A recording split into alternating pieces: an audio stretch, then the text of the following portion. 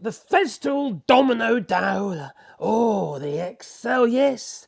The DF700 Eco. Oh, it's so beautiful and blooming expensive. And so are the cutters when they're blunt. 55 euros a pop. Yeah. Why? Anyway, that's how much they cost, all right? So, I sharpen mine. I do. And I've got to that stage where it needs another sharpen. And it's the 12mm in here at the moment. You can get 14 as well, not sort of 10 and what have you. This happens to be a little 8. Yeah. So, we're going to sharpen it. All right. But first of all, allow me to show you my, how to put it, my blunt cutter in action. All right. No dust extraction is currently installed. So we're just going to create a mortise.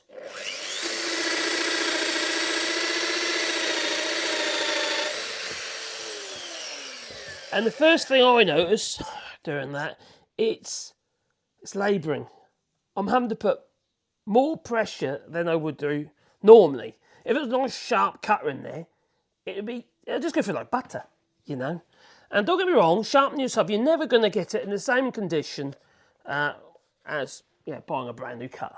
You know, you just aren't. At the end of the day, they wear in different ways too, like I don't know, plain iron and stuff like that. Now, if I show you how it actually works first, so remove that carriage out the way there, right? And why it's different is this. Yeah. It wobbles side to side, and it also goes round and round, like a drill bit. But you see, there's areas of it that do nothing at all for the actual cut itself. Now, on a drill bit, the sides of the drill bit do actually, the flutes, they do provide a part of the cut. But in this case, all it really does is expel some of the dust out of the hole for the dust, help with dust extraction. Because the only cutting face is there, well, there's 2 there, and there's 2 on the opposite side. That area there does very little at all. So what we've got to do is we've got to sharpen that, and that. Excuse the black paint on my hands. So that's what we're going to do. But first of all, we need to unplug it, because safety first. You know me. yeah, right. Anyway, so I got my 12mm span. This is what I need to release the actual cutter itself. There is a lock on the side here, so you can press that in, or you can use 2 spanners. Yeah, I think that's a 10mm there, 12mm there. So you can do it that way if you want. Well, I'm on the no, so you just do that, or you can lock the shaft with the button there. Either way, it will release the Kraken, as it will. So I put that back on so I can actually twist it off.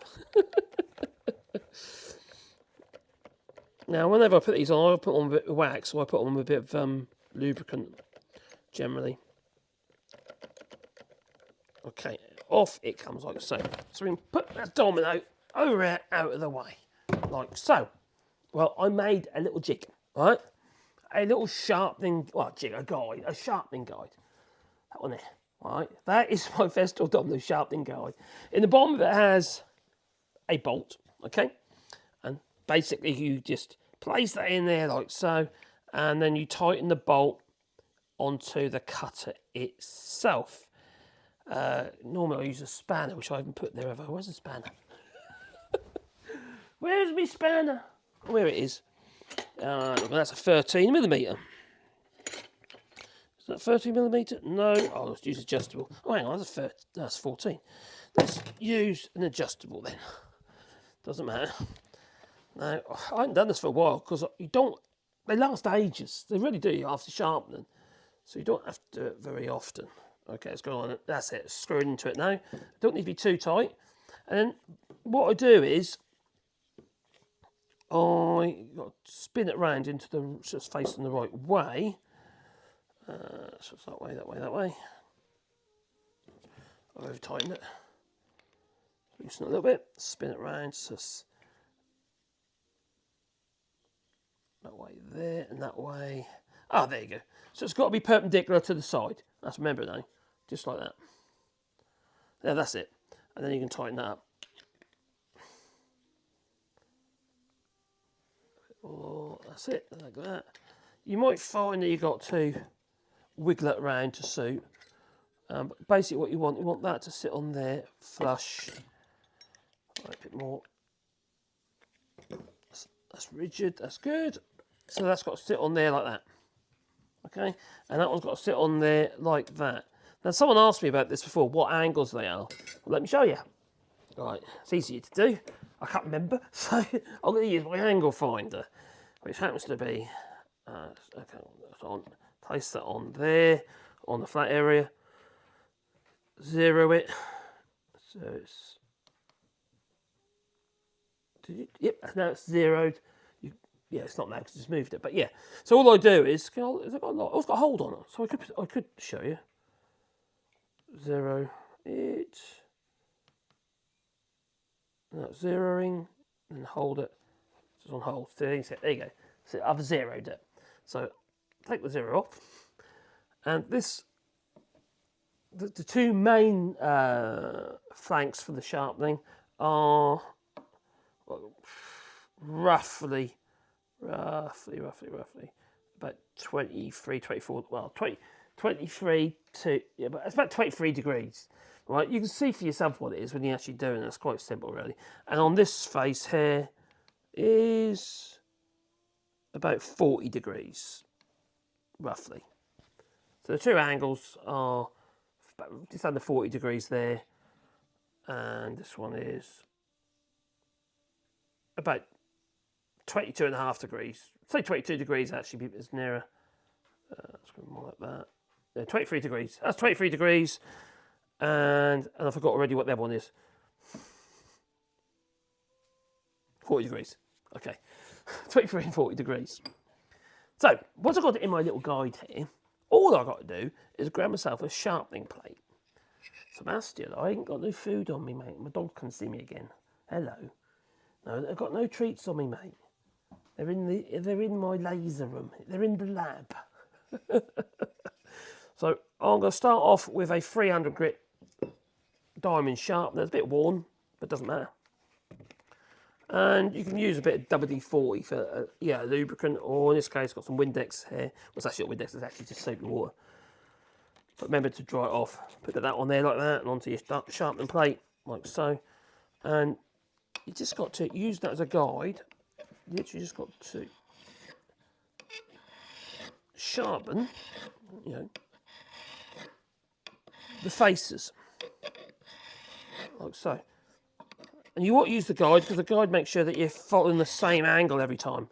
Otherwise, you'll round it off because it's such a small cutting face. You've got, it's a bit tricky. Let me bring this a bit closer for you, as close as I can get to the bench. All right, here we go. Let's bring it down. I'm not going to edit the video, just so you know. So all I'm doing is using that as my guide and then bringing it up there like so. Now I've done this about 4 times since I had it. And I mainly cut oak. The nice thing about using a diamond like this is that you're not going to create any heat. And because you're not going to create any heat, you're not going to cause damage, are you? I hope not anyway.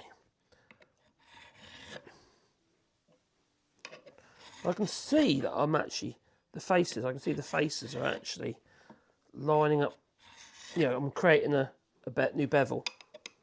If anything, I've gone a little bit sharp on there, to be fair.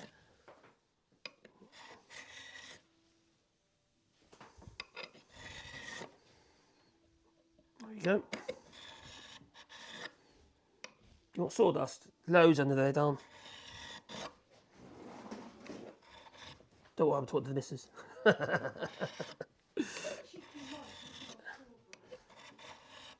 Oh, they're not, are they? Apparently we've got mice eating our strawberries or blaters. So you can use WD-40 as well if you want. You don't have to use Windex. I wouldn't use any thick oil because it just make a mess. But a thin oil's fine. So these are tungsten carbide, these cutters. So it does take a little bit of going, a little bit of work.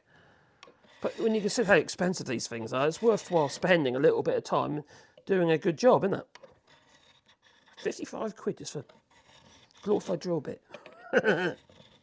I know they're tungsten carbide and all that, but you know, it still seems a bit pricey. Now I wouldn't use a good quality diamond sharpener for this, not on tungsten, because see what's happening on the edges there. Potentially you'll damage the edge of your sharpener. Let's try 400. Oh, actually, that 300's gone really blunt. Oh, that's better. You can feel it. You can feel it when it starts grabbing. You know you're getting somewhere with it.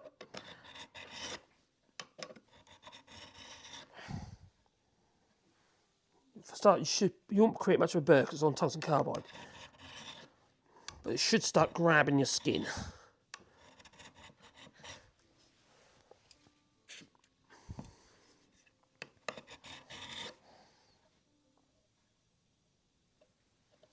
I think we're there with that.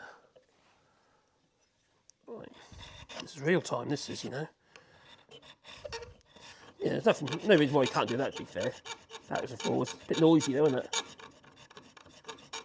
On tungsten carbide, like I say, you're not going to create a burr. You've got to worry about that. Right. So it's that flank here, which effectively, you're milling it really, aren't you? You're not drilling a hole or already even mortising it really. You're milling the hole because the way it works. Right, and then on this face, you've got to go that way, using this support here.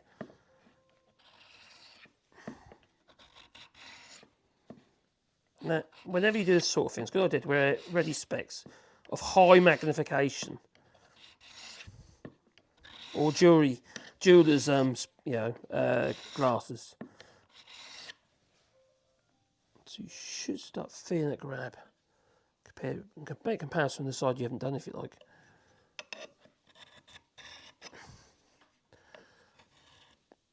Yeah, these glasses I've got at the moment are my varifocals. These are, they're wearing safety specs basically, but they're very focal safety specs. They're corrected. I've had people say to me, "Why are you wearing safety specs?" Because they're also my. I can't see without them. We'll do that one a little bit more.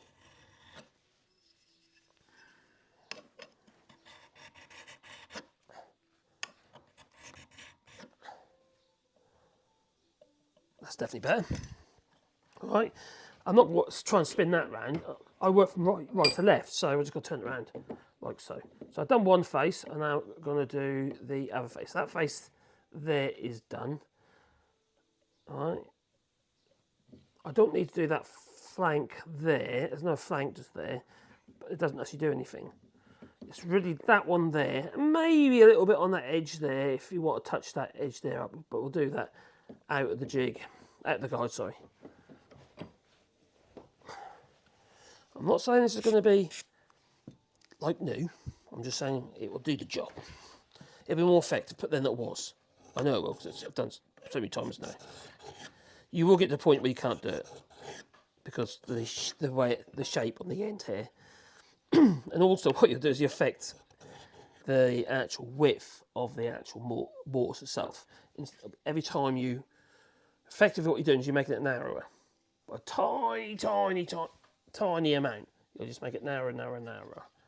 I'll tell you what I find actually, when it struggles to go in, it never really goes in true. It's got slightly at an angle to, it's not parallel. I wasn't holding it on the top. Oh, hang on, there's a bit of glue on there. That's why. Yeah, but I have noticed on some when I've been doing it tends to wander more because it's blunt. But not on this piece because that's got glue on it. That's why it's not straight.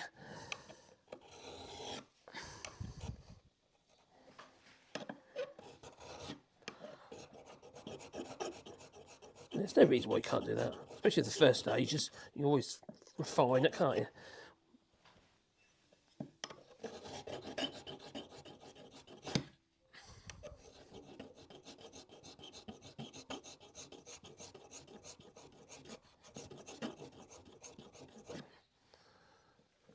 Yeah. It's definitely better.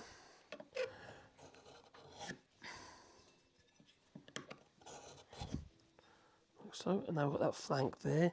I might finish off with a slightly finer one actually as well. Let's see how we get on. Right, now we've got to do that one there. Let's see what it is. Like I say, these glasses are not really strong enough.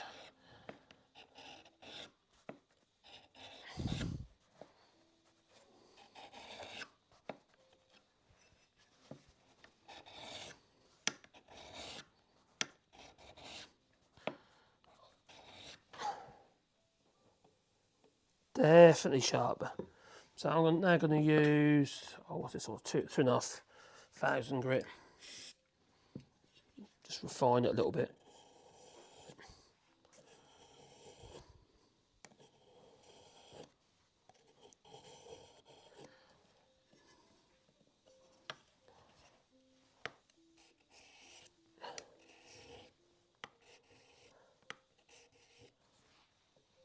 Oh, that's loads better.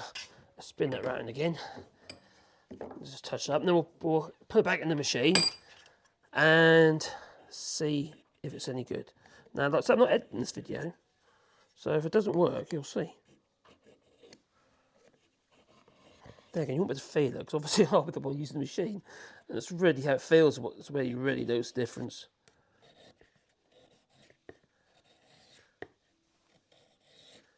But the guide definitely helps you. You could try and do it by hand, but I think you're more likely to roll it and then do more harm than good. The thing with the guide, it helps you maintain the angle. Now, I don't know what the actual official angle is. All I did was use my angle finder and roughly find what the angles are. It seems to work, so.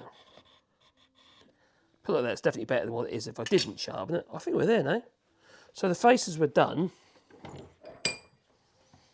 No, there was that little face there. Let's remove that now. Let's release it. Disassemble, Johnny 5. There we go. Yes, I would say that is definitely better. Is it enough? I think so.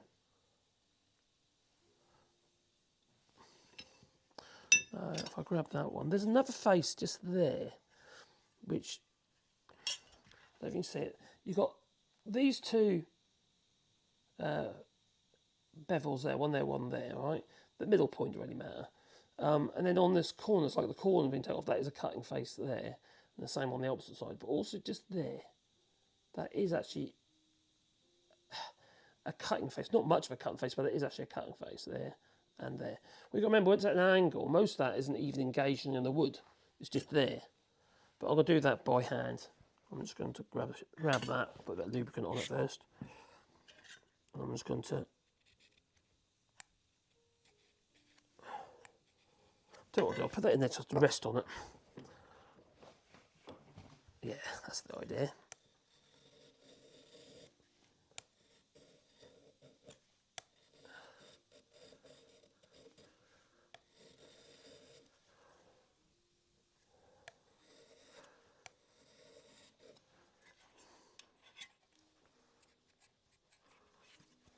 Okay, I don't know if you hear my music in the background, but I've actually got some jazz playing. That's it, like you would do a rotor bit. There it goes.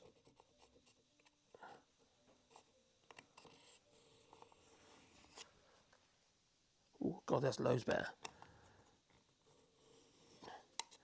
If it's grabbing your skin, you know it's sharp. That is, it's definitely grabbing my skin there. And on the side, didn't I? Oh, that's loads better. Loads better. Should we put it back in and see how it works? Let's bring you back now. Oh, back over there you go. Oh, I say, honest video, because in the day, if I edited it, you see, you wouldn't know if I was being honest. I could be faking it. I could, yeah. Yeah, I'm not faking it, no. Ask the missus. All right, so we're going to put it back in the machine. We'll put a little bit of WD-40 on there just to make sure nothing's nasty. It just washes the end off, doesn't it? But you know, you're getting dust in it. Just screw it back on. My hands are useless these days. They really are. I used to be really dexterous for modelling and stuff like that. Not that sort of modelling. I mean, I modelled aeroplanes. These days, my hands, since I had carpal tunnel syndrome and this flipping fibromyalgia, flipping, that's nightmare, that is.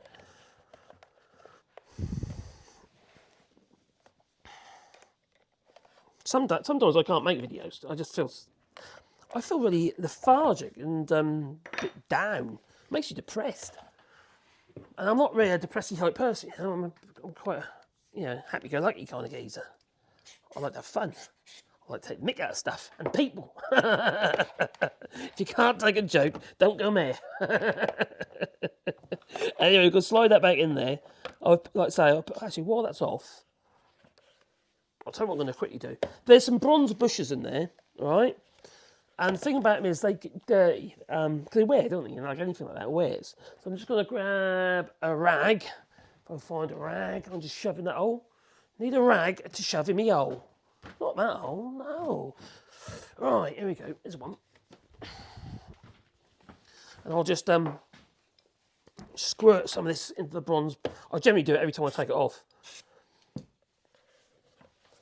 Otherwise, it'll just scratch it inside there, and then effectively that'll scratch the two rails. So that's actually pretty clean, to be fair. Look, nothing on there. That's pretty good. Let's have a look at this one. There's that one. That one's a bit dirtier. That one's got the depth stop in that one as well. So, good machine now, I'll tell you. I know there's a lot of controversy about these things because they're expensive. But I have to admit, oh my dear missus, oh ain't you good? Caroline, come in and say hello. People were asking about you the other day. Is she back yet? Oh, Billy Kershaw said hello. Look at her hair, she's got all that plaits in her. She's got all funny. She's making rope. You making rope? Don't know, you said you liked it. I do like it, yeah. Okay. It's cool. Have you got any on? No? I haven't got hairy nipples, have you? Yeah, no, not me. Everyone here has seen my, you know what, my nipples. Anyway, shall we give this a test? All right, proof is in the pudding, isn't it, eh? That's what they say. And we're just going to plug it in. I was being all safe, I was, yeah. Just for the purpose of the video. Don't usually bother. Okay, I do. So we're going to try and create, hopefully this time, I'm going to get a cleaner hole, and it's going to go in a lot easier. Shall I remove a bit of glue? That might be a good idea. Da, da, da, da. There's two bits of wood glued together, so it's not cut, you see. There you go. Yeah. What sort of glue is that? Oh, it's a bit of PVA. That's it. So I've got my dogs coming to say hello as well. Oh, you've got a sandwich there. Can I have it? He's saying. He's licking his lips, little devil. Right, so I'm just going to cut another little mortise in there using this freshly sharpened bit, which I sharpened using the diamond sharpeners and my funny little guide thing with a bolt in the bottom to hold it into place. That's for a 12mm cutter. And that was, I can't remember now, 23 degrees, and the other one was 40 degrees. That's it. That's just, you know. Right, let's have a look. Right, this might be a fail. Let's see, shall we? See if it's easier to make the mortars.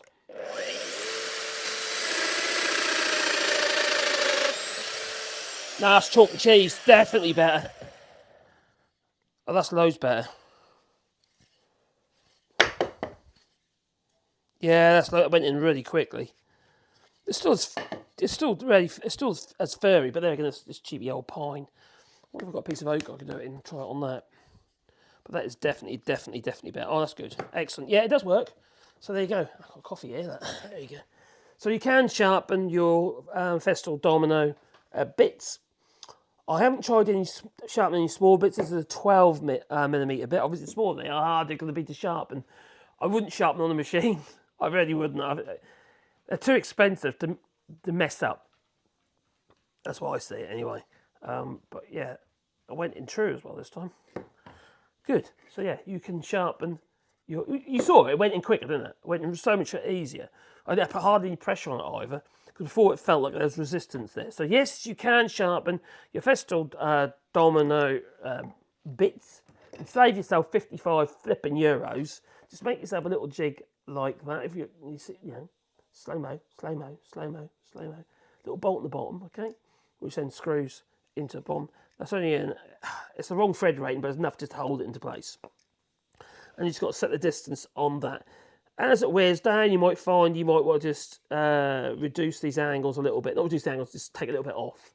Just sand a bit off there each time you actually use it, maybe. I haven't had to yet, so we're talking minuscule amounts every time you sharpen it, aren't you, really? So you would potentially be able to get several sharpenings out of it, and they last a long time once you sharpen them. If you do it with a machine, like a bench grinder or something like that, or a mechanical diamond wheel or something, you're going to take too much material off, and no.